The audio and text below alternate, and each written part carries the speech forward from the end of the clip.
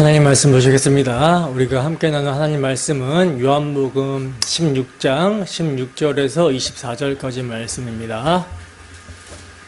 우리가 함께 은혜 받을 말씀은 요한복음 16장 16절에서 24절까지 말씀. 다 찾으셨으면 한 목소리로 합독하도록 하겠습니다. 시작. 조금 있으면 너희가 나를 보지 못하겠고 또 조금 있으면 나를 보리라 하시니 제자 중에서 서로 말하되 우리에게 말씀하신 바 조금 있으면 나를 보지 못하겠고 또 조금 있으면 나를 보리라 하시며 또 내가 아버지께로 가미라 하신 것이 무슨 말씀이냐 하고 또 말하되 조금 있으면이라 하신 말씀이 무슨 말씀이냐 무엇을 말씀하시는지 알지 못하노라 하거늘 예수께서 그 묻고자 함을 아시고 이르시되 내 말이 조금 있으면 나를 보지 못하겠고 또 조금 있으면 나를 보리라 함으로 서로 문의하느냐 내가 진실로 진실로 너희에게 이르노니 너희는 곡하고 애통하겠으나 세상은 기뻐하리라 너희는 근심하겠으나 너희 근심이 도리어 기쁨이 되리라 여자가 해산하게 되면 그때가 이르렀으므로 근심하나 아기를 낳으면 세상에 사람 난 기쁨으로 말미암아 그 고통을 다시 기억하지 아니하느니라. 지금은 너희가 근심하나 내가 다시 너희를 보리니 너희 마음이 기쁠 것이요 너희 기쁨을 빼앗을 자가 없으리라. 그 날에는 너희가 아무것도 내게 묻지 아니하리라. 내가 진실로 진실로 너희에게 이르노니 너희가 무엇이든지 아버지께 구하는 것을 내 이름으로 주시리라. 지금까지는 너희가 내 이름으로 아무것도 구하지 아니하였으나 구하라 그리하면 받으리니 너희 기쁨이 충만하리라. 아멘. 잠깐 기도하도록 하겠습니다. 하나님 아버지, 이 시간은 우리가 주의 말씀을 듣는 시간입니다. 우리에게 듣는 마음과 듣는 길을 허락하여 주셔서 우리 주 예수 그리스도의 복음이 우리의 심령 가운데 새겨지는 귀한 역사가 있을 수 있도록 주께서 함께하여 주시옵소서.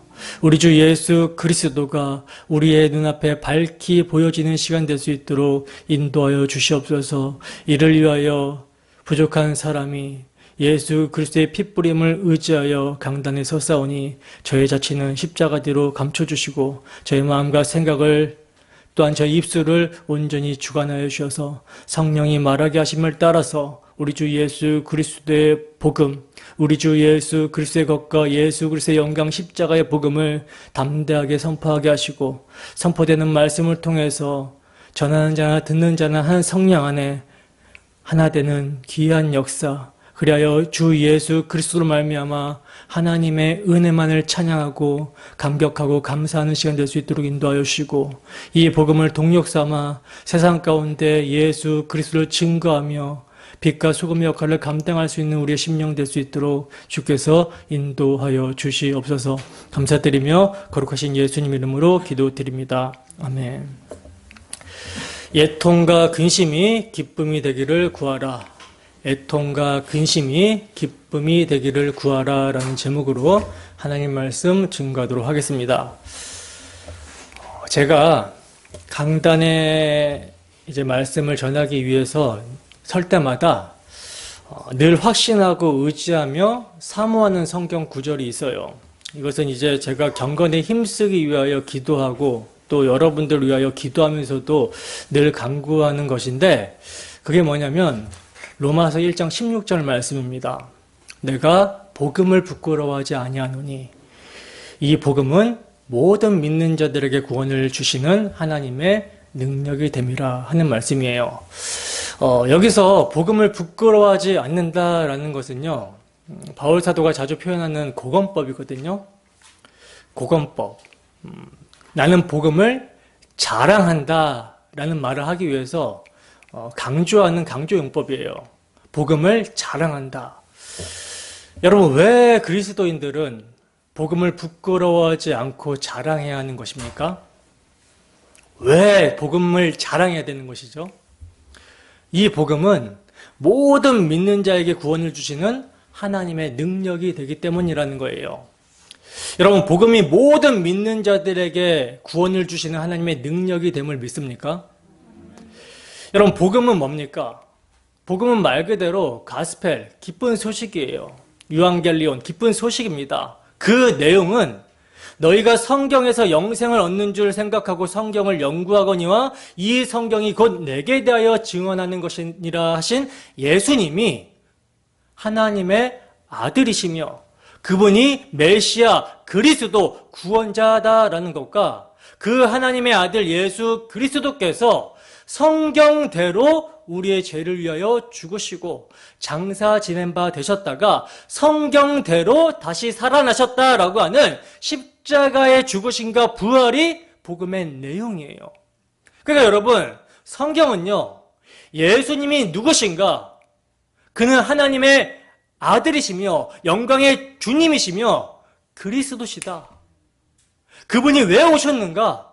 자기 백성을 그들의 죄에서 구원하시고자 대속제물로 당신 자신을 내어주시기 위해서 오셨다라는 복음을 증언하는 책이라는 거예요. 바로 이 성경이 증언하고 있는 복음이 여러분 뭐가 된다 그래요? 모든 믿는 자에게 구원을 주시는 하나님의 능력이 된다라고 말씀합니다. 때문에 여러분, 설교자는요, 강단에서 성경을 가지고 뭘 증거해야 되겠습니까? 성경을 가지고 뭘 증거해야 되겠어요? 복음을 증언해야 하는 거예요. 여러분, 성경이 증언하고 있는 복음이요, 구원을 주시는 하나님의 능력이 됩니다. 그러니까 여러분, 복음은요, 하나님의 능력이라는 차원에서 생각을 해야 된다는 거예요. 하나님의 능력. 그래서 사도 바울은요, 데살로니가 교회 형제들에게 뭐라고 말씀을 하고 있냐면, 우리 복음이 너희에게 말로만 이런 것이 아니라 능력과 성령의 큰 확신으로 된 것이다 라고 말씀을 하고 있어요. 물론 여러분, 복음은 설교자의 말로 전해집니다. 그러나 말로만 전해지는 것이 아니라 성령과 큰 확신으로 전해진다는 거예요. 능력과 큰 확신. 설교자가 복음을 전할 때 성령의 나타남과 능력이 역사한다는 것이죠. 때문에 여러분, 제가 늘 기도하는 것은요, 이 복음의 능력이 설교를 준비하는 저에게 능력과 성령의 큰 확신으로 역사하기를 기도하고요. 그리고 이 복음을 강단에서 전하게 될 때 여러분들의 심령에, 여러분들의 마음에 성령의 나타남과 능력으로 역사하기를 기도하면서 강단에 섭니다. 이것은 정말 날마다 제가 간구하는 기도예요. 여러분, 성경은 에스겔의 마른 뼈들이 생기가 들어가자 살아나서 큰 군대가 되었듯이 복음의 말씀이 죄와 허물로 죽은 자를 살린다라고 말씀을 하고 있고요. 그리고 이 죽은 자를 살리는 복음의 능력을 성경은요, 예수 그리스도를 죽은 자 가운데서 다시 살리시는 능력과 같은 능력이라고 말씀을 하고 있어요. 예수 그리스도를 부활 승천케 하시사 자기의 오른편에 앉게 하신 하나님께서 그 동일한 능력으로 우리를 지옥에서 끌어올려서 그리스도 예수 안에서 함께 하늘에 앉히셨다라고 말씀을 합니다. 그리고 이 복음은요, 믿는 자로 하여금 율법의 정죄에서 벗어나게 해요. 그래서 죄 용서의 확신과 그리스도의 사랑을 알게 합니다. 그리하여 그리스도의 사랑이 십자가에서 죄인을 위해 흘리신 그 피가 그 심령에 뿌려진 바 되게 하고 그 사랑이 강건하게 하심으로 말미암아 나 같은 죄인을 대속하기 위해 십자가에 피 흘려 죽으신 다시 사신 예수 그리스도를 위해서 살게 한다라는 것이죠. 그러니까 성화의 동력이 된다라는 거예요. 그리고 이 복음은요, 우리의 씨름은 혈과 육을 상대하는 것이 아니요 통치자들과 권세들과 이 어둠의 세상 주관자들과 하늘의 악한 영들을 상대함이라 하신 말씀과 같이 그리스도의 좋은 군사로서 마귀의 관계를 대적하게 하는 능력과 무기가 된다라는 거예요. 복음이. 오직 어떠한 견고한 진도 무너뜨리는 하나님의 능력이 복음입니다, 여러분. 모든 이론을 무너뜨리며 하나님을 아는 것을 대적하여 높아진 교만 이런 것들을 다 무너뜨리고 모든 생각을 사로잡아서 그리스도에게 복종하게 한다는 거예요. 근데 여러분, 이렇게 복음이 능력으로 역사할 수 있게 되는 것은요, 오직 성령이 복음의 말씀과 함께 역사하셔야만 하는 거예요. 성령의 나타남과 능력을 의지하지 않고는요, 죽은 영혼을 살릴 수가 없습니다. 거듭난 영혼을 자라게 할 수도 없고요, 우리 대적 마귀와 싸워 이길 수 있는 무기도 될 수가 없어요.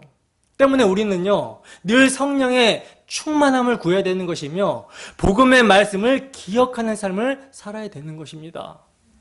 여러분, 우리 주 예수 그리스도께서는요, 십자가로 다 이루신 복음을 깨닫게 하기 위해서, 우리로 하여금 각성하게 하기 위해서, 또 이 복음이 능력으로 역사하여 이 보배로운 영광의 복음을 질그릇에 담은 우리로 하여금 새 언약의 일꾼 되게 하기 위해서 성령을 보내셨어요.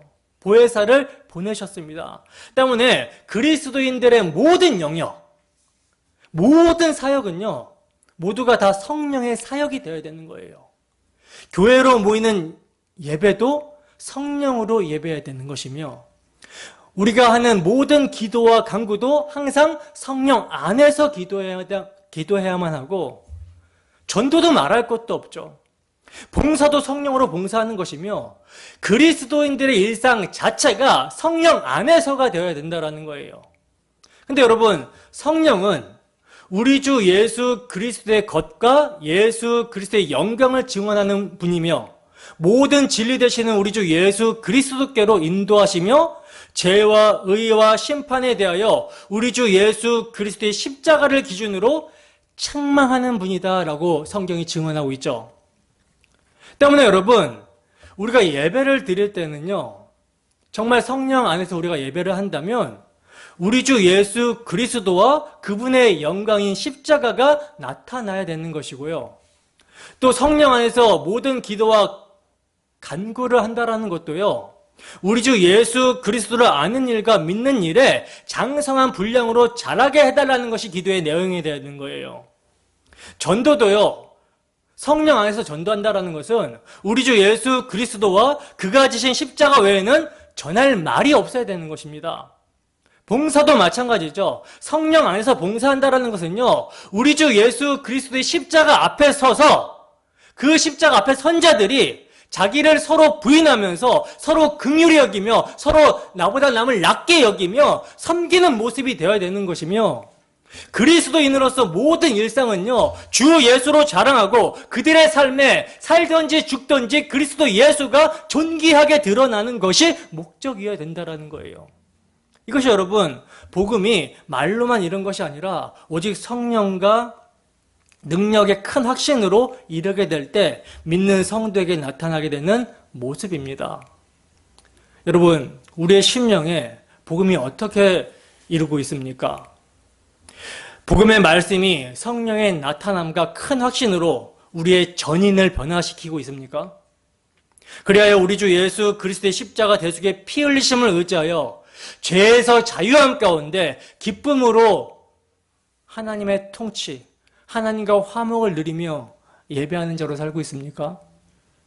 이 시간 진정 바라기는 선포되는 복음의 말씀이 성령의 나타남과 큰 확신 가운데 모든 믿는 자에게 구원을 주시는 하나님의 능력으로 역사하기를 소원합니다. 그리하여 다이너마이트가 폭발하듯이 우리를 점령하고 있는 옛사람의 소욕과 습관들이라는 그 견고한 성벽들이 무너져 내리게 되고, 모든 생각이 우리 주 예수 그리스도께 사로잡혀서 그분께 온전히 순종하며 복종하는 시간 되기를 주님의 이름으로 축원합니다. 본문 16절 보겠습니다. 함께 했습니다. 시작. 조금 있으면 너희가 나를 보지 못하겠고 또 조금 있으면 나를 보리라 하시니. 아멘. 여러분, 지금 이 말씀이 어떤 문맥인지 아시겠죠? 그죠? 예수님께서는요, 제자들에게 13장에서부터 계속해서 나를 보내신 아버지께로 가실 것이다 라고 말씀을 하셨어요. 말씀을 하셨는데 제자들은요, 예수님에게 어디로 갔는지 묻는 자가 없었고, 오히려 예수님께서 아버지께로 가신다라는 말씀을 듣고 근심이 가득하여 있는 지금 상황입니다. 이런 상황에서 예수님께서는 내가 아버지께 가는 것이 너희에게 유익이다 라고 하면서 내가 떠나지 않으면 보혜사 성령이 너희에게 오시지 않을 것이고 내가 가면 그를 너희에게 보낼 것이다 라고 말씀을 하셨어요. 그리고 그 성령께서 오시게 되면 하실 사역에 대해서 주님께서는 제자들에게 말씀을 하셨습니다. 그가 오시면 죄에 대해서, 의에 대해서, 심판에 대하여 세상을 책망하신다라는 것과 진리의 성령이 오시게 되면 그가 너희를 모든 진리 가운데로 인도하실 것, 그리고 그가 스스로 말하지 않고 오직 들은 것을 말하며 장래의 일을 알게 하실 것인데 그가 내 영광을 나타낼 것이며 내 것을 가지고 너희에게 알리실 것이다 라고 말씀을 하셨어요. 그러면서 이제 하시는 말씀이 뭡니까? 조금 있으면 너희가 나를 보지 못하겠고 또 조금 있으면 나를 보리라, 이렇게 말씀을 하시는 것입니다. 그렇다면 여러분, 이러한 문맥에서 조금 있으면 너희가 나를 보지 못하겠고 라는 말씀은 뭐겠습니까? 예수님이 이제 몇 시간이 안 돼요. 대적자들에 의해 붙잡히게 되실 것을 말씀을 하고 있는 거예요. 그래서 이제 십자가의 죽으심과 부활이라는 그 기간, 3일간의 시간 동안 못 보게 될 것을 조금 있으면 너희가 나를 보지 못할 것이다 라고 말씀을 하시는 것입니다. 그리고 이제 또 조금 있으면 나를 보리라 하신 말씀은요, 부활하신 주님께서 제자들에게 찾아와 주시게 되면, 이제 부활하신 주님의 제자들을 찾아가시잖아요. 그렇게 찾아와 주시게 되면 보게 된다라는 말씀이에요. 근데 여러분, 또 조금 있으면 나를 보리라 하신 이 말씀은요, 1차적으로는 예수님의 부활하심으로 말미암아 성취가 되지만 지금 연결되는 문맥이 어떤 문맥입니까? 성령 강림 및 그의 사역에 대해서 자세하게 가르치시는 문맥이잖아요. 그죠? 그렇기 때문에 이 문맥에서 이런 말씀을 하시고 있기 때문에 좀 더 깊은 의미에서 보면 너희가 나를 더욱 친밀하고 영적인 의미에서 다시 보게 되리라 라는 이런 뜻을 지니고 있다라고도 볼 수가 있다는 거예요. 여러분, 주님이 승천하신 후에 겨우 열흘이 지나서 오순절 날에 성령이 강림을 하십니다. 이때 여러분, 제자들은요, 성령의 도우심으로 말미암아 이전보다 더욱 새롭고 더 깊고 완전한 방식으로 주님을 보게 돼요. 그렇기 때문에 이것은 이중적인 의미가 있다라고 볼 수 있는 것이죠. 본문 17절에서 19절입니다. 함께 읽습니다. 시작. 제자 중에서 서로 말하되 우리에게 말씀하신 바 조금 있으면 나를 보지 못하겠고 또 조금 있으면 나를 보리라 하시며 또 내가 아버지께 감이라 하신 것이 무슨 말씀이냐 하고 또 말하되 조금 있으면이라 하신 말씀이 무슨 말씀이냐 무엇을 말씀하시는지 알지 못하노라 하거늘 예수께서 그 묻고자 함을 아시고 이르시되 내 말이 조금 있으면 나를 보지 못하겠고 또 조금 있으면 나를 보리라 함으로 서로 문의하느냐. 아멘. 여러분, 지금 제자들은요, 굉장히 영적으로 어두운 상태인 것이죠. 예수님께서 조금 있으면 나를 보지 못하겠고 또 조금 있으면 나를 볼 것이다 라는 말씀을요, 전혀 알아듣지 못하고 있는 상태예요. 마치 요한복음 7장 33절에서 예수님은 유대인들에게 자기를 이 땅에 보내신 아버지께로 돌아갈 것을 말씀하신 바가 있는데, 이때에도 유대인들은 예수님의 말씀의 뜻을 이해하지 못하고 메시아가 오면 영원히 우리와 함께 한다라고 했는데 왜 너는 메시아라고 하면서 떠나간다라고 하느냐라고 이렇게 엉뚱한 의문을 가진 바가 있거든요. 근데 그렇게 이제 예수님의 말씀을 이해하지 못했던 유대인들과 다를 바가 없이 지금 제자들도요, 영적인 무지에 사로잡혀가지고 예수님이 세상을 떠나가신다라는 말씀을 반복해서 그들이 들었음에도 불구하고 그 말씀의 의미를 전혀 이해하지를 못하고 있다는 거예요. 이것은요, 여러분, 인간의 영적인 무지가 얼마나 심각한 것인지 단적으로 보여주고 있습니다. 그러니까 여러분, 성령이 임하지 않으면, 성령이 역사하지 않으면 지금 이 자리에서 복음을 계속 들어도 그 복음의 말씀이 심령에서 역사하지 않아요. 각성이 되지는 못하고 깨닫지를 못합니다. 물론 당시 유대적 메시아관으로 보면 아버지께 가신다라는 예수님의 말씀 자체가 난해한 것임에는 틀림이 없어요. 왜냐하면 이들의 메시아관은 뭐냐면 메시아가 오시게 되면 영원히 그들 곁을 떠나지 않는다라는 것으로 생각을 하고 있었기 때문입니다.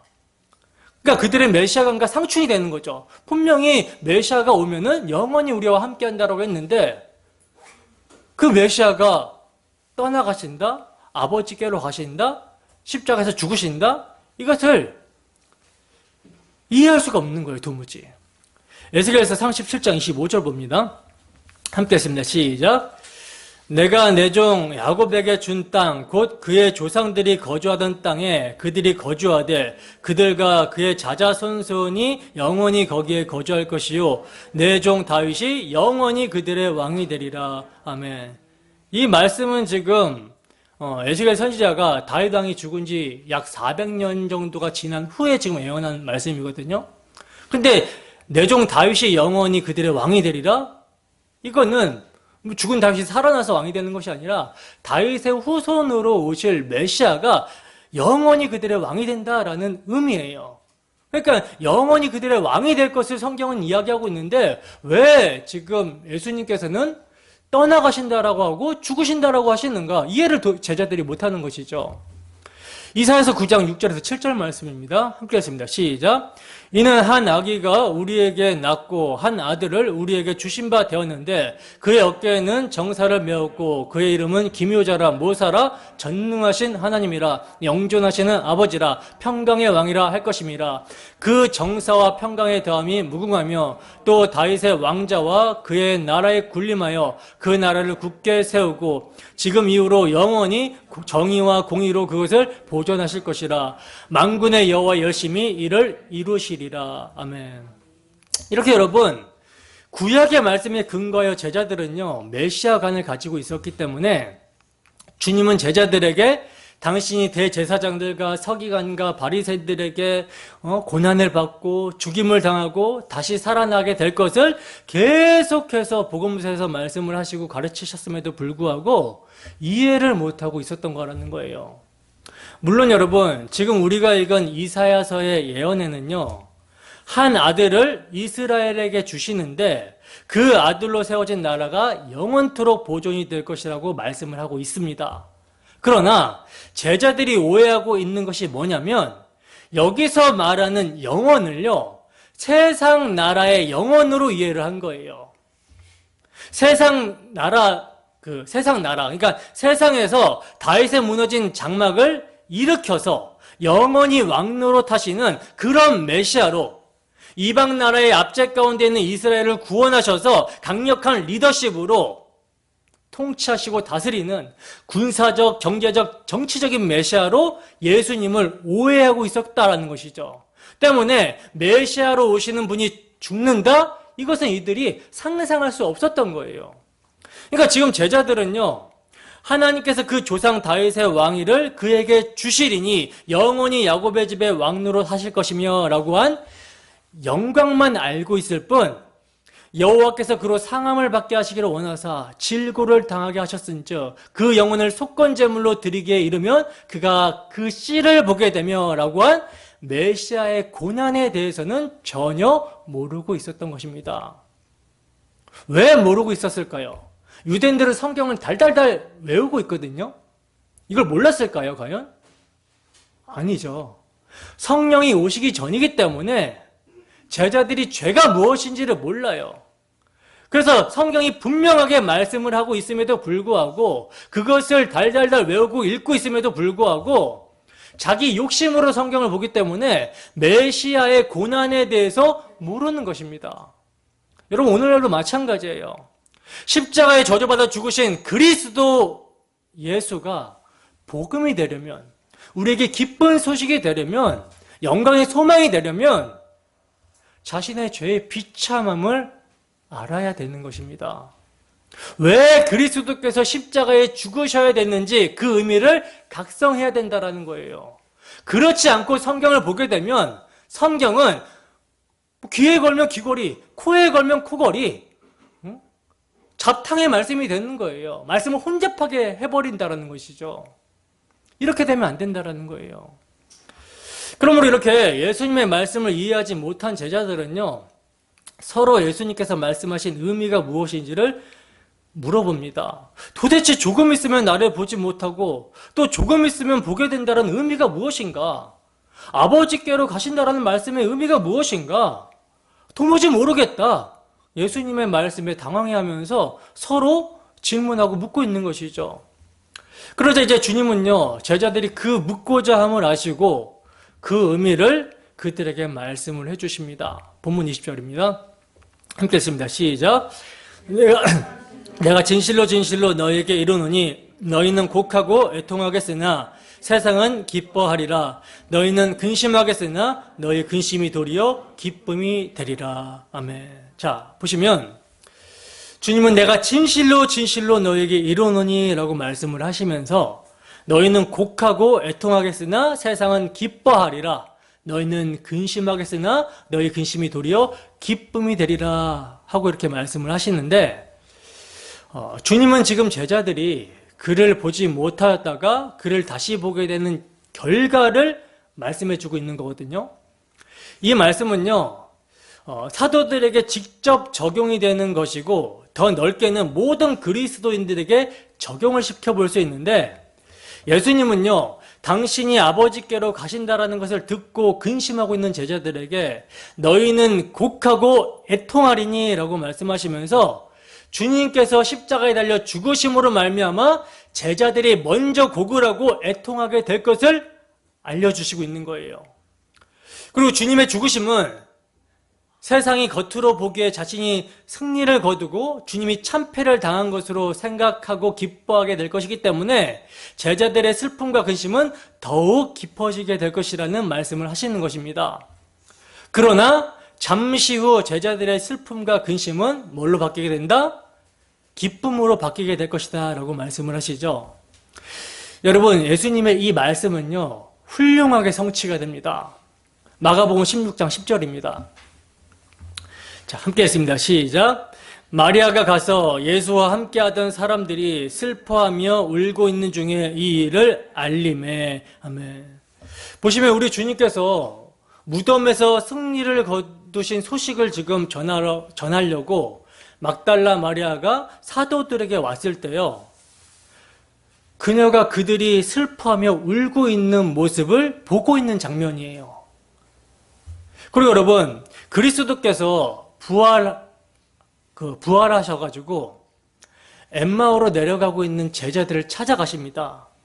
이때 두 제자들에게 가까이 가셔서 너희가 지금 길을 가면서 서로 주고받고 하는 이야기가 무엇인지를 물으셨어요.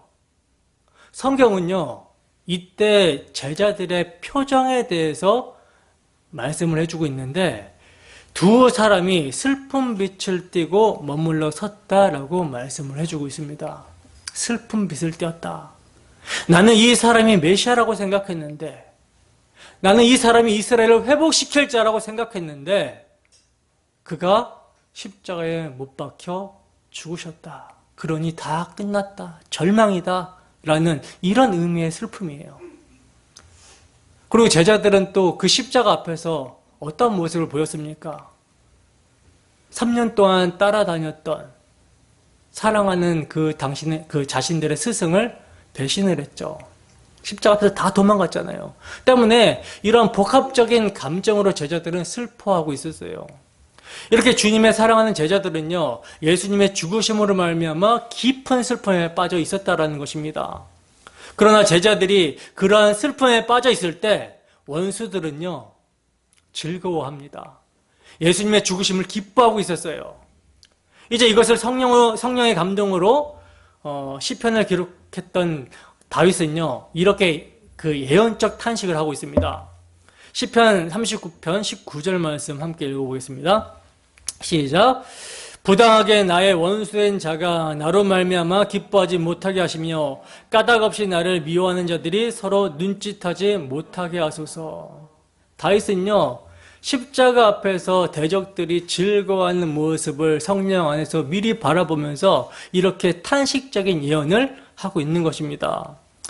자, 여러분, 이렇게 예수님의 죽음을 곡하고 애통하게 되는 슬픔은요, 제자들에게 이렇게 적용이 되지만 이 말씀은 모든 그리스도인들에게 적용이 됩니다.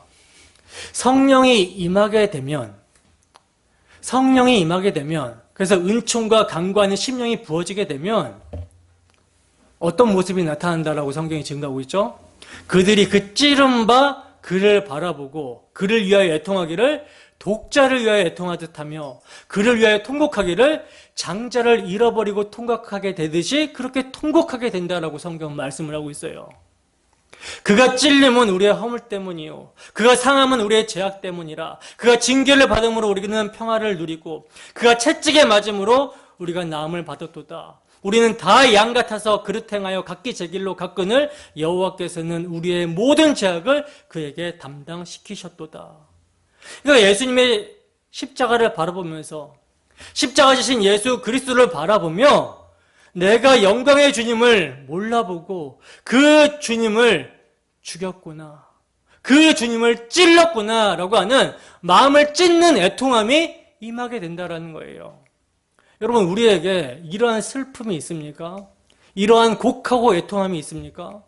이것은요, 여러분, 거듭날 때뿐만 아니에요. 거듭날 때뿐만이 아니라 우리의 신앙생활 내내 전반에 이러한 근심과 슬픔이 교차합니다. 왜냐하면 우리의 옛사람의 성향과 습관이라는 것이 우리에게 있기 때문에 삶에서 정말 영광의 주님을 부인할 때가 너무나도 많다라는 것이죠. 삶에서 실패할 때가 많다라는 거예요. 그런데 그때 우리에게 보내주신 보혜사 성령께서 깨닫게 해주시죠. 그리고 복음을 적용시켜 주시죠. 그때 우리는 곡하고 애통하면서 주 예수를 위해 슬퍼하게 되는 거예요. 근데 여러분, 우리 주님은요, 당신의 죽음으로 말미암아 근심하고 슬퍼하는 슬픔이 어떻게 변하게 된다라고 말씀합니까? 도리어 기쁨이 되리라 하고 말씀을 하십니다. 부활하신 구세주를 본 여자들은요, 무서움과 큰 기쁨으로 무덤을 떠나서 제자들에게 기쁜 소식을 알리려고 다름질을 쳤다라고 말씀을 하고 있어요. 이것도 여러분 1차적으로는 제자들에게 먼저 적용이 됩니다. 요한복음 20장 19절에서 20절 말씀 함께 했습니다. 시작.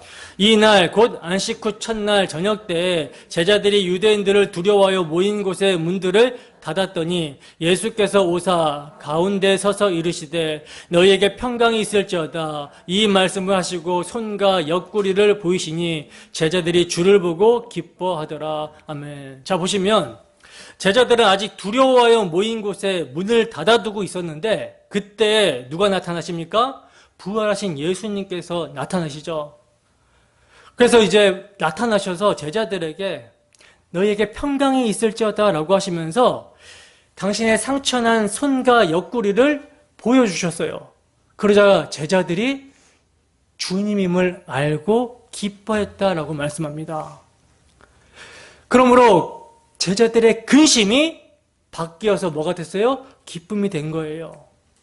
또 누가복음 24장 52절을 보시면요, 주님이 하늘로 승천하실 때 그들이 경배하고 큰 기쁨으로 예루살렘으로 돌아갔다라고 말씀을 하고 있어요. 근데 여러분, 우리 주님께서 말씀하신 너희 근심이 도리어 기쁨이 되리라고 하는 말씀을 우리는 주목해서 볼 필요가 있는데, 주님은요, 그들의 슬픔이 기쁨에게 자리를 내어줄 뿐만 아니라 슬픔이, 그러니까 근심이 기쁨이 되리라 하고 말씀을 하시고 있다는 거예요. 그러니까 그들의 슬픔이 이제는 기쁨이 된다라는 것입니다. 슬픔 자체가 기쁨이 된다라는 거예요. 제자들을 애통하게 하고 근심하게 했던 원인, 이 원인인 그리스도의 죽음이요, 이제 그들을 기쁘게 하는 근거와 이유가 된다라는 말씀이에요. 슬픔은요, 기쁨으로 대치가 되었을 뿐만 아니라 물이 포도주로 변한 것과 같이 기쁨으로 변하게 되었다라는 것입니다. 여러분, 우리 주 예수 그리스도의 십자가는요, 그의 백성들에게 이제 슬픔이 아니라 영원한 위로를 주므로 영화롭게 됩니다. 그렇다면 누가 이렇게 만드는 것인가? 바로 성령이죠.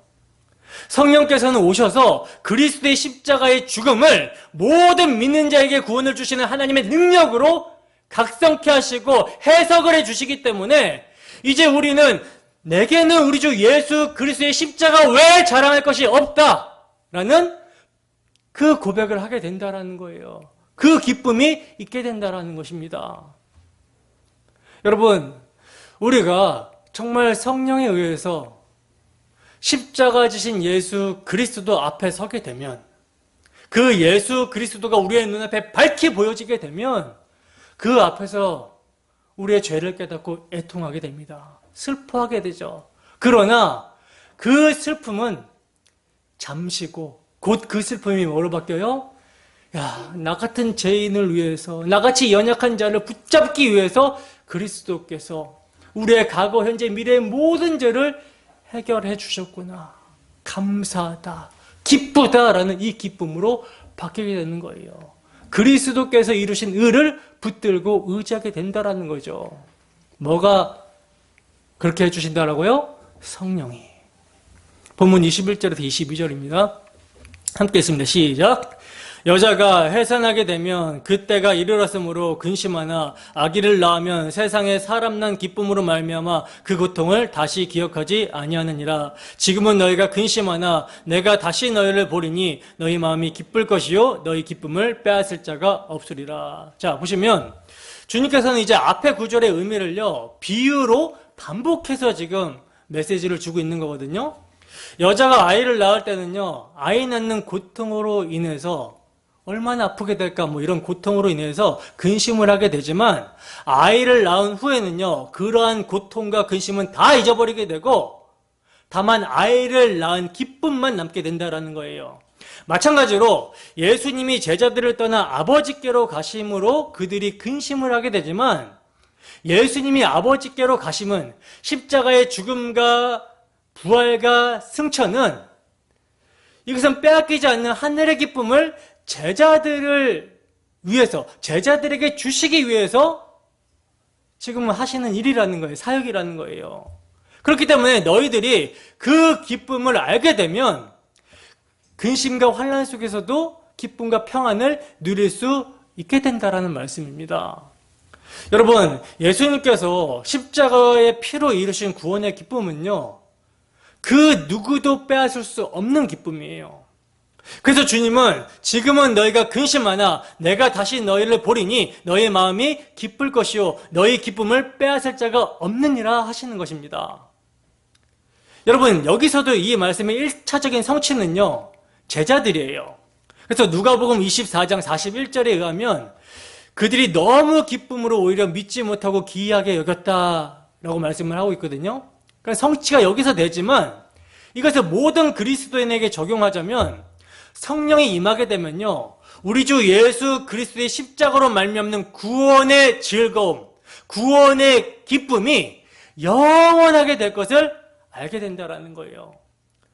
이 생에서뿐만 아니라 우리가 예수님과 같은 부활의 몸을 입고 하나님과 영원히 거하게 될 때에도 그 구원하신 은혜를 찬양하고 즐거워하게 된다라고 요한계시록에서 말씀을 하고 있어요.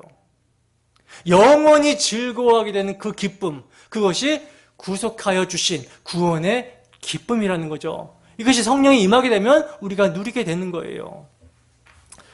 그래서 여러분, 주님께서는요 그 날에는 너희가 아무것도 내게 묻지 아니하리라 이렇게 말씀을 하시는 것입니다. 본문 23절입니다. 함께 읽습니다. 시작. 그 날에는 너희가 아무것도 내게 묻지 아니하리라. 내가 진실로 진실로 너희에게 이르노니 너희가 무엇이든지 아버지께 구하는 것을 내 이름으로 주시리라. 아멘. 여기서 여러분 그 날에는이라는 말은요 성령이 강림하심으로 말미암아 예수님의 죽으심과 부활 승천의 의미를 알게 되는 오순절을 가리키는 말인데 여기서 주님이 그 날에는 너희가 아무것도 내게 묻지 아니하리라 이렇게 하신 말씀은요 이제 예수님이 승천하시게 되고 제자들 떠나가시게 되고 성령님이 오시게 되면 이제 예수님은 이 땅에서 제자들과 함께 거할 수 없어요. 그러니까 예수님은 이 땅에 없습니다. 계시지 않기 때문에 더 이상 예수님께 묻지 않게 된다라는 말이에요. 그러나 대신에 예수님이 무엇을 주십니까? 너희가 무엇이든지 아버지께 구하는 것을 예수님의 이름으로 주신다라고 말씀을 하시는 거예요. 그러니까 예수님은 우리에게 뭘 주시고 가셨어요? 당신의 이름을 주시고 가셨다라는 거죠. 그러므로 여러분 제자들이 성령이 임하여 구하게 되는 것은요 자신들의 욕심이나 세상의 것들을 구한 것이 아니라 예수 그리스도의 영이 그들에게 임하였기 때문에, 그리고 그들에게 예수님께서 예수님의 이름을 주시고 하셨기 때문에 예수님께서 이 땅에 사실 때 아버지께 구하신 것들을 구하게 된다라는 것입니다. 그게 뭐예요? 십자가의 영광이죠. 때문에 예수님께서 아버지와 나누신 그 기쁨, 예수님께서 아버지께 구하고 받으신 그 기쁨이 누구에게? 제자들에게도 주어지게 된다라는 말이에요. 이게 유니온 크라이스트 연합입니다. 그리스도와 연합이 된 자들은요, 그리스도의 기쁨을 함께 누리고 공유하게 된다라는 말이에요. 예수님께서는 당신 앞에 놓인 십자가를요, 부끄러워하지 않으셨습니다. 뭘 바라보고? 십자가 뒤에 있는 영광.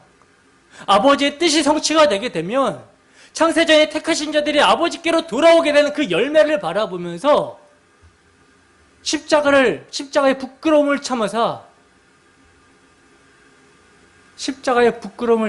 아버지께 순종했다라고 말씀을 하고 있어요.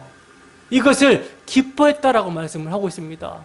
때문에 그리스도의 영이 임하게 되면요, 믿음으로 우리가 그리스도와 연합이 되기 때문에 우리가 십자가 지는 삶을 성령의 인도하심 가운데 따라가면서 인도하심을 받으면서 모든 진리 가운데 진리 되시는 예수 그리스도께 인도함을 받으면서 자기가 부인되는 나의 정과 육 탐심이 십자가에 못 박혔다라는 이 자신이 부인되는 그런 경험을 하면서 이것을 인내하게 되는, 이 부끄러움을 견디고 인내하게 되는 것이 뭐냐면 십자가 되어 있는 영광이 중요한 거, 이것이 소망이 되기 때문에 인내하게 되는 거예요. 그래야 이것을 인내할 뿐만 아니라 즐거워하고 기뻐하라고 사도는 권면을 하고 있습니다. 자, 본문 24절입니다. 함께 했습니다. 시작. 지금까지는 너희가 내 이름으로 아무것도 구하지 아니하였으나 구하라, 그리하면 받으리니 너의 그 기쁨이 충만하리라. 아멘. 자, 지금까지는 너희가 내 이름으로 구하지 아니하였으나 구하라, 그리하면 받으리니 너희 기쁨이 충만하리라. 이 말씀을 이제 우리는 정말로 잘못 배우고 들어왔었어요. 그죠? 우리는 이러한 말씀을 가지고 우리가 무엇이나 예수님의 이름으로 구하게 되면 받게 되고, 그러면 우리가 기쁘게 될 것이라고 생각을 해왔습니다. 그러나 여러분, 성령이 임하여 제자들이 구한 것이 무엇입니까? 그들이 구한 것은요, 오직 아버지의 뜻을 구하게 된 거예요. 예수 그리스도의 영광, 그 십자가에 동참하게 되는 것을 구했습니다. 그러므로 그 아버지의 뜻대로 구하고 그 응답을 받으니 그 기쁨이 충만하게 되더라는 것이죠. 어느 정도로 기쁨이 충만하게 되었는지 아십니까? 복음을 전하다가요, 얻어맞고 감옥에 갇히고 고난을 당하면서도 기뻐하다라는 거예요. 기뻐하다라는 거예요. 바울 사도가 여러분 복음을 전하면서 받은 핍박과 고난은요, 말로 표현 못합니다. 엄청난 고난과 핍박을 받았어요. 바울 사도는요, 감옥에 갇혀 있으면서 기록한 편지들이 에베소서, 빌립보서, 골로새서, 빌레몬서거든요. 이러한 감옥에서 쓰여진 서신서를 옥중서신이라고 하는데, 근데 여러분, 복음을 지금 전하다가 바울 사도는 매를 맞고 감옥에 갇혀 있으면서도 뭐라고 지금 말씀을 하고 있냐면 기뻐하라고 말씀을 하고 있습니다.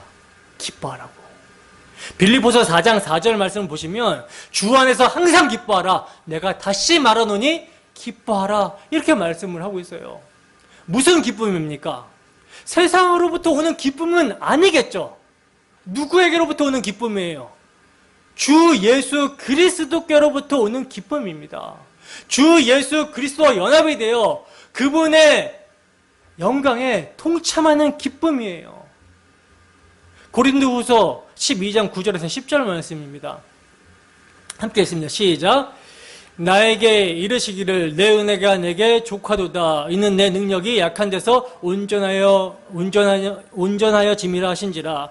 그러므로 도리어 크게 기뻐함으로 나의 여러 약한 것들에 대하여 자랑하리니 이는 그리스도의 능력이 내게 머물게 하려 함이라. 그러므로 내가 그리스도를 위하여 약한 것들과 능욕과 궁핍과 박해와 공고를 기뻐하노니 이는 내가 약한 그때의 강함이라. 아멘. 여러분, 바울 사도에게 육체의 가시가 있었어요. 이제 뭐 학자들은 그 가시가 뭐 간질이나 안질 뭐 이렇게 이렇게 이제 연구를 하고 있는데, 사도는요, 이 육체의 가시, 이 질고를 벗어나게 해달라고 하나님께 3번이나 간구합니다. 3번 간구했다라는 것은 진짜 끈질기게 기도했다라는 것이거든요.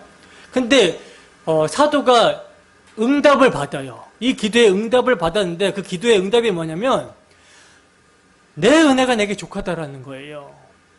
이는 사도의 능력이 약한 데서 온전하여 지게 된다라는 이러한 응답이었습니다. 그래서 바울 사도는요, 이러한 응답을 받고 나서 자신의 약함을 기뻐하고 자랑합니다. 그리고 자신이 핍박과 고난 중에 있는 것을요, 도리어 기뻐하고 있어요.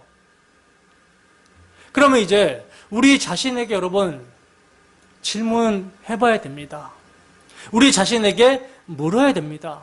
말씀 앞에서 책망과 견책을 받아야 된다는 거죠. 여러분, 우리에게 이러한 기쁨이 있습니까? 주님이 주시는 기쁨이 있습니까? 월세집에 살고 직장도 시원찮고 거기에다가 자식은 애를 먹이고 하박국에서 말씀하고 있는 대로 무화과와 포도나무에 열매가 없고 밭에 식물이 없고 우리의 외양간에 소와 양이 없을지라도 정말 구원의 하나님으로 말미암아 기뻐하실 수 있습니까? 기뻐하지 못하고 있다면 예수님의 이 약속의 말씀이 잘못된 겁니까? 아니면 우리가 잘못된 겁니까? 우리가 당연히 잘못된 것이죠. 왜 우리와 혈과 육을 똑같이 가진 성정이 같은 제자들은 예수님께서 약속하신 그 기쁨을 맛보면서 그리스도로 말미암아 능력을 받는 것을 기쁘게 여겼다라고 하는데 우리는 왜 그러한 기쁨이 없는 것입니까? 이것은요, 우리가 예수님께서 십자가를 이루신 제3의 구원의 은혜를 정말 심령 골수 깊이 맛보지 못했던지 아니면 이 복음의 은혜를 망각했기 때문이라고 밖에 말할 수 없을 것 같습니다. 이렇게 되어버린 이유는요, 우선 말씀을 가르치는 자들이 문제가 커요. 책임이 큽니다. 강단에서 하나님을 좋게 하랴, 사람을 좋게 하랴 했을 때 사람을 좋게 하는 설교를 했기 때문이라는 거예요. 그래서 성경은 선생된 자들이 책망을 더 많이 받게 될 것이다 라고 말씀합니다. 많이 선생되지 말라고 말씀을 하고 있어요. 그러나 여러분, 선생된 자들만 책망을 받는 것이 아니죠. 자기 귀에 좋은 말만 쫓아다니는 사람들도 문제예요. 책임을 면하기는 어렵습니다. 자기의 사사로운 욕심에 이끌려 진리의 말씀을 사모하는 것이 아니라 그저 세상의 기쁨을 구하면서 누가 내 길을 즐겁게 해줄까? 이런 말씀을 쫓아다니고 있으니, 그리고 그런 말씀을 들으면서 그것이 하나님께 영광이 된다라고 생각을 하면서 살아왔으니 이것이 어찌 큰 문제가 아닐 수 있겠습니까? 그러므로 여러분, 지금 우리에게 정작 필요한 것은요, 애통하고 곡하며 근심하는 심령입니다. 우리에게 성경이 약속하고 우리 주 예수 그리스도 연합됨으로 말미암아 주어지게 되는 기쁨이 없다라는 사실로 근심하고 고민해야 된다라는 거예요. 여러분, 우리에게 이러한 근심과 고민과 애통이 있습니까? 성령이 임하게 되면 죄와 의와 심판에 대해서 우리 안에 있는 세상을 책망하게 된다라고 말씀을 하고 있는데 참으로 여러분들이 책망을 받고 있습니까? 주님의 뜻대로 살지 못한다라는 것 때문에, 주님의 뜻을 제대로 알지 못하는 안타까움, 주님의 말씀에 순종하지 못하고 있는 그 근심이 과연 우리에게 있냐는 거예요. 세상에서 내 자식이 뒤처지지 않기 위한 고민과 염려는 하고 있으면서 세상에서 밥벌이 하는 것으로는 고민하고 염려하고 있으면서 정작 자신의 신앙에 대해서는 자식의 신앙에 대해서는 염려하고 근심하고 있냐는 것입니다. 다들 말로는 신앙이 제일이죠. 말씀을 듣는 자리가 가장 중요합니다. 이렇게 하면서 실제로는 무엇이 여러분들의 우선순위가 되고 있습니까? 여러분, 말과 행위가 다른 것을 성경이 뭐라고 증거하는지 아십니까? 디도서 1장 16절에 보면 그들이 하나님을 시인하나 행위로는 부인하니 가증한 자요 복종하지 아니하는 자요 모든 선한 일을 버리는 자니라 하고 말씀합니다. 그러니 우리가 입으로는 예수님이 가장 귀합니다. 예수님 사랑합니다. 예수님이 나의 중심이고 가장 가치가 있는 최고입니다. 제일입니다. 이렇게 하면서도 행위로는 아니라고 하고 있다면 이것이 뭐예요? 가증한 것이며 모든 선한 일을 버리는 모습이라는 거예요. 그렇다면 여러분, 우리가 정말 이러한 일에 대하여 근심을 해야 되는 거 아닙니까? 염려해야 되는 거 아닙니까? 곡하고 슬퍼해야 되는 거 아닙니까? 세상의 육신의 정욕과 안목의 정욕과 이생의 자랑으로 말미암는 염려, 근심, 애통 말고 먹을 것과 입을 것, 마실 것에 대한 염려, 근심 말고 이런 것들은 믿지 아니하는 자들, 아버지가 없는 자들이 하는 염려라고 하잖아요. 이러한 세상에 대한 근심은요, 우리로 하여금 사망에 이르게 합니다. 진짜 여러분, 우리가 근심해야 되는 거, 정말 곡하고 애통해야 되는 것은요, 자기를 사랑하고 돈을 사랑하며 자기 즐거움을 누리는 것을 하나님 사랑보다 더하는 거예요. 우리를 구원해 주시기 위해 십자가에서 당신의 피, 당신의 생명을 내어주신 주 예수를 사랑하지 않는 우리의 완고한 마음, 완악한 마음, 이것을 여러분 근심하면서 애통해하면서 회개해야 되는 것입니다. 고린도후서 7장 8절에서 11절 말씀 함께 했습니다. 시작. 그러므로 내가 편지로 너희를 근심하게 한 것을 후회하였으나 지금은 후회하지 아니함은 그 편지가 너희로 잠시만 근심하게 한 줄을 알미라. 내가 지금 기뻐함은 너희로 근심하게 한 까닭이 아니요 도리어 너희가 근심함으로 회개함에 이른 까닭이라. 너희가 하나님의 뜻대로 근심하게 된 것은 우리에게서 아무 해도 받지 않게 하려 함이라. 하나님의 뜻대로 하는 근심은 후회할 것이 없는 구원에 이르게 하는 회개를 이루는 것이요 세상 근심은 사망을 이루는 것이니라. 보라, 하나님의 뜻대로 하게 된 이 근심이 너희로 얼마나 간절하게 하며 얼마나 변증하게 하며 얼마나 분하게 하며 얼마나 두렵게 하며 얼마나 사모하게 하며 얼마나 열심 있게 하며 얼마나 벌하게 하였는가. 너희가 그 일에 대하여 일체 너희 자신의 깨끗함을 나타내었느니라. 아멘. 여러분, 고린도 교회에 여러 가지 문제들이 있었습니다. 이 문제에 대하여 바울 사도가 그들이 받은 복음을 상기시키면서 그들을 견책하고 책망했어요.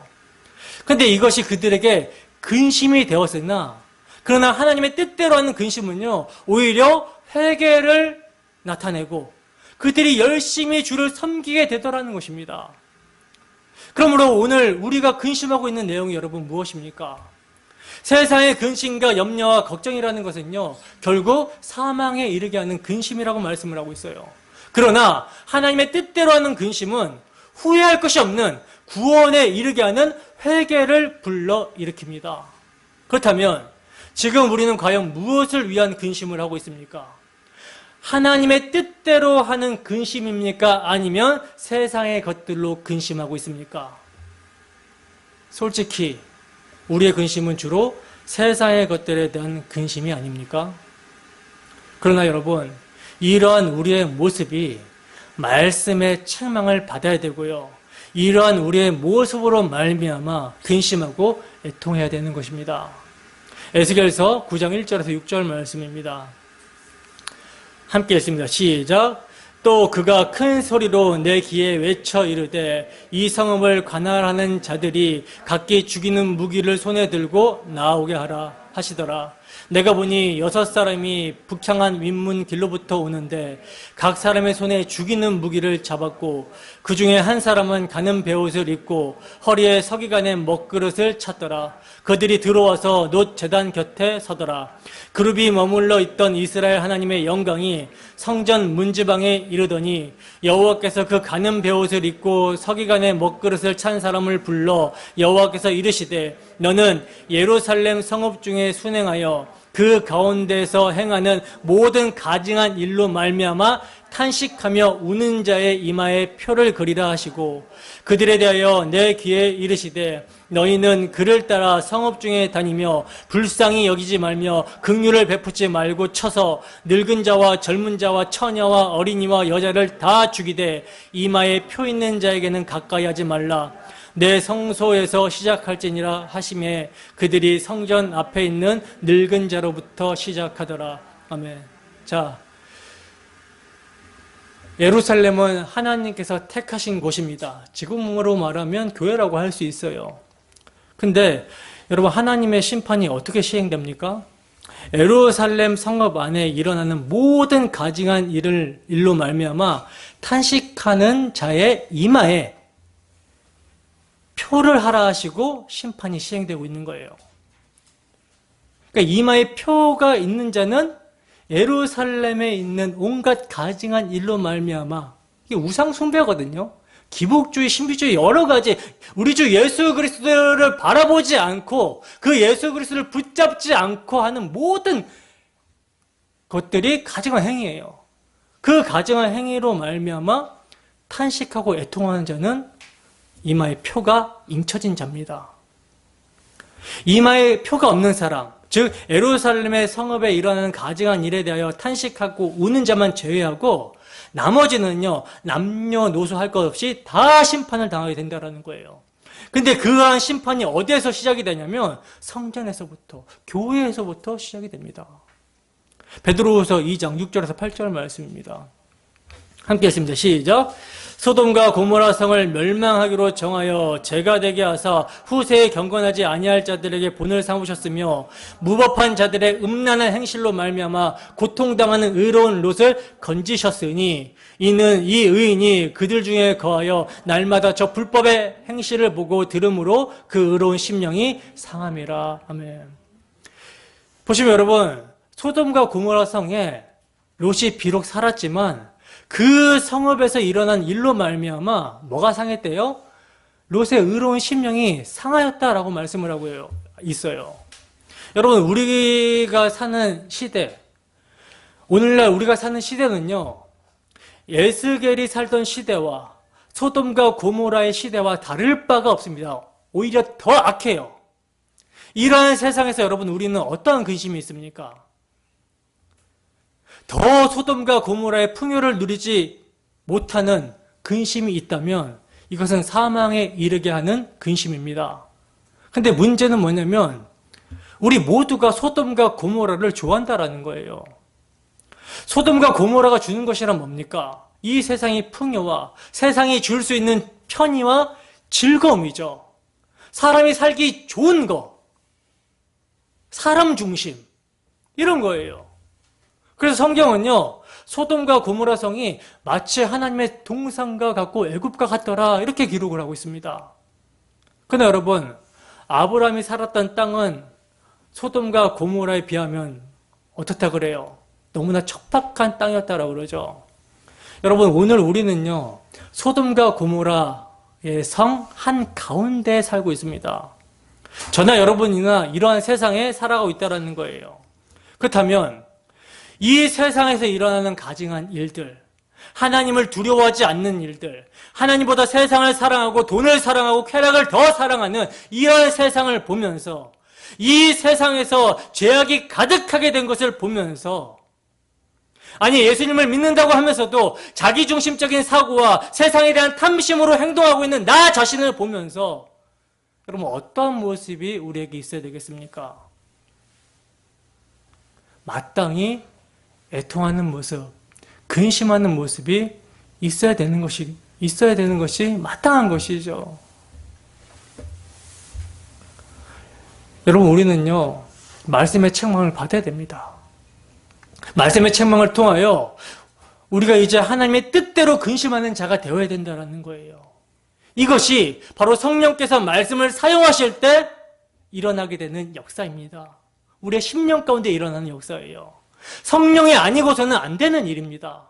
진리의 성령이 오셔서, 말씀으로 오셔서 우리로 하여금 죄가 무엇인지, 의가 무엇인지, 심판이 무엇인지 알게 하시고 우리를 진리 가운데로, 진리 되시는 예수 그리스도를 믿게 하시는 그 인도하심이 있어야 된다는 거예요. 여러분, 이 시간 우리 주 예수 그리스도의 십자가 앞에 정말 정직하게 서시기를 바랍니다. 감추지 마시고 있는 모습 그대로를 그 십자가 앞에 내어놓기를 소원합니다. 그래서 우리 안에 있는 죄악된 모습을 애통하고 근심하게 되어야 되는 거예요. 여러분, 예수님을 사랑하고 가까이 하지 못함이 악입니다. 고통임을 알아야 돼요. 예수님에게 멀어져도 상관없이 살았던 우리의 모습이 죄라는 사실을 알아야 되는 것입니다. 이 시간 우리 주 예수 그리스도의 성령이 임하게 되기를 소원합니다. 그리하여 십자가 앞에서 오늘도 근심하여 애통하는 자들에게 세상이 알 수 없는 우리 주 예수 그리스도의 십자가로 말미암는 구원의 즐거움, 구원의 기쁨이 회복이 되며 우리에게 주신 거룩하신 예수의 이름으로 빼앗기지 않는 이 기쁨 가운데 살아가기를 기도하는 우리의 모습이 되기를 주님의 이름으로 축원합니다. 우리 함께 찬양하고 기도하도록 하겠습니다.